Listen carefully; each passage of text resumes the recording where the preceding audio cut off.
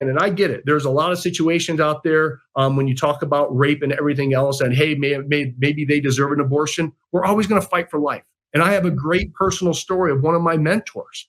And he was going through life and he was adopted. So he started to look up his birth family to figure out who they were. And he figured out that his mom was gang raped in a subway train station by 5 guys. Mm. And it kind of like tore out his heart when he found that out. But then he started to really appreciate and understand what his birth mother went through, that she had the courage to deliver him. But however, how about we start inspiring women in the culture to let them understand and know how heroic they are and how unbelievable that they are, that God put them in this moment and they don't know that little baby inside them may be the next president, maybe the next person that changes humanity. And so we must always, always protect that DNA and allow it to have a voice. That's Garrett Soldano. He's a GOP Michigan candidate for governor, and he's, as you heard there, pushing for women to accept God's plan for them, and specifically gives a story of a gentleman's mother that was gang raped, and he's happy about it now, and he understands her better and everything like that. And maybe we should inspire women to feel like they should accept rape as another part of life, and oh well, that's just a new DNA seed in my body from my rapist. It's a lovely situation.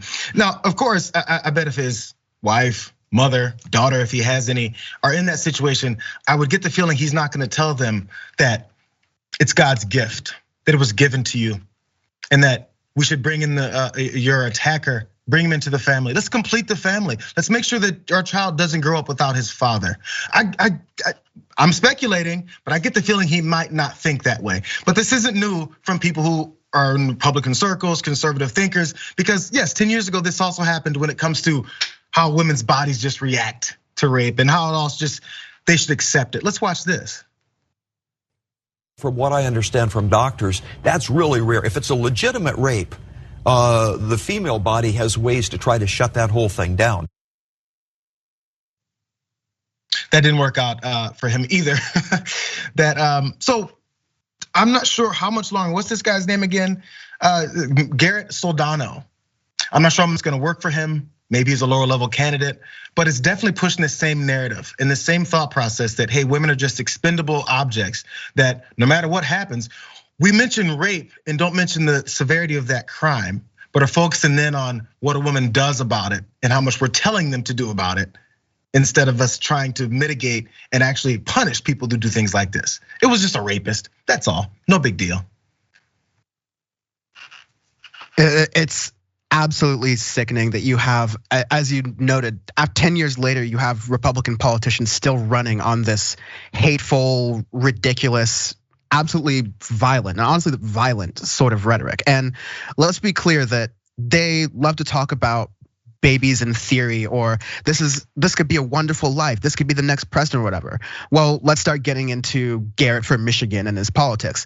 What if that baby turns out poor? Are you going to support housing for them? Or are you gonna say that their parents need to pull themselves up by their bootstraps?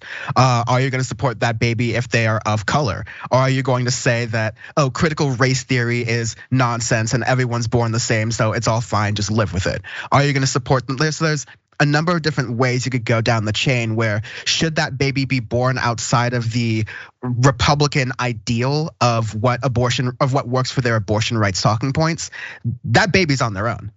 They do not care about life after that baby is born. We've known that for 10 years. We've known that not just in that rhetoric, we've seen that, as you said. So I don't have a lot of patience for these types of politicians.